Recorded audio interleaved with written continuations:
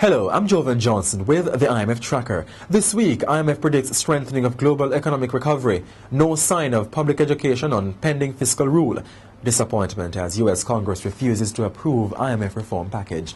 These stories in a moment, but first, our question of the week. What is a Chinese wall?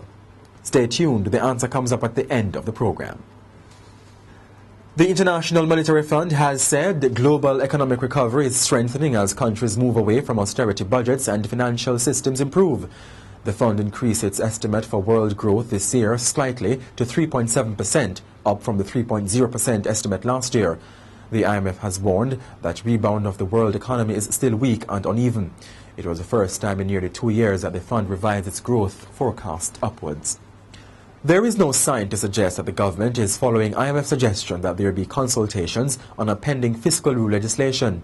A fiscal rule aims to entrench fiscal discipline and consolidate the gains of fiscal consolidation in the medium term by restraining the annual budgets. The new fiscal rule law is a structural benchmark that has a March deadline for passage in Parliament.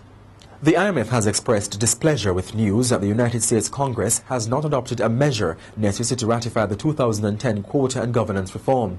The reform is to allow for an increase in capital for the IMF, essentially approving a $1 trillion budget package.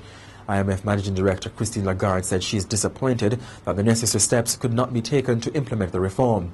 Among other things, U.S. approval of the reform package would have deepened the participation of low-income countries through a near tripling of basic votes. And to end our program, the answer to this week's question. The question again, what is a Chinese wall? A Chinese wall is an ethical barrier between different divisions of a financial or other institutions to avoid conflicts of interest. And that's where we end our trek this week on the IMF Tracker. I'm Jovan Johnson.